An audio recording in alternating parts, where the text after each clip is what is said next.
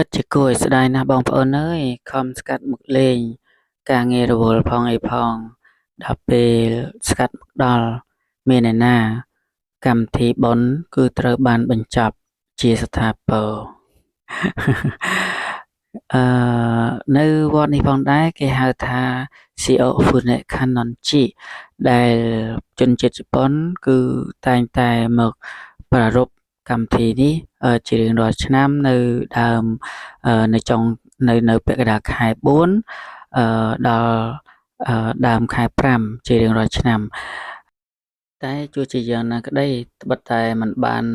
ទាន់កម្មវិធីបុណ្យក៏បានមើលទិដ្ឋភាពធម្មជាតិដ៏ស្រស់បំព្រងខៀវស្រងាត់មានផ្កាមានភូមិរីភូមិរាក្រែបលំអងផ្កាមើលទៅហាក់បីដូចជាមានក្ដីសុខនឹងជីវិតរបស់ពួកគេនេះក៏ជាក្ដីសុខមួយដែលយើងអាចថាវាគឺជាសំណើមនៃជីវិតនេះគឺជាទិដ្ឋភាពដែលយើងមើលពីលើទៅគឺទិដ្ឋភាពមានផ្កាចម្រុះជាច្រើនដែលផ្កានោះគេហៅថាផ្កាស៊ឺស៊ឺជីអញ្ចឹងផ្កាស៊ឺស៊ឺជីហ្នឹងគឺមានច្រើនពណ៌មានច្រើនចម្រុះហើយការរីកផុសវាក៏វាបែងចែកជា3ដំណាក់កាលផងដែរតែគួរឲ្យស្ដាយខ្ញុំមកដល់ដំណាក់កាលចុងក្រោយគឺផ្កាវារីកវារួយចង់អស់ទៅវិញទៅហើយតែខ្ញុំនឹងផ្ដល់នៅព័ត៌មានលម្អិត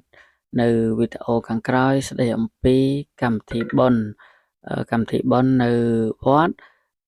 CO Funek Kanonji ដែលគេតែងតែប្រារព្ធជារៀងរាល់ឆ្នាំរៀងរាល់ខែ4ថ្ងៃទី8គឺសម្រាប់ឧទ្ទិសទៅដល់ថ្ងៃចាប់កំណើតរបស់ព្រះពុទ្ធរូបដែលជនជាតិជប៉ុន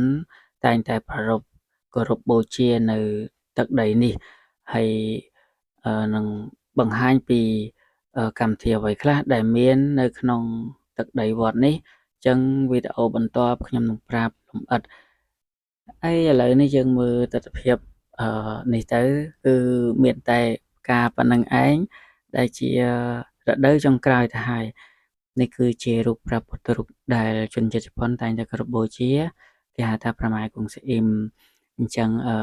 រគុណច្រើនជម្រាបលាជួបគ្នានៅវីដេអូខាងក្រោយទៀតអរគុណ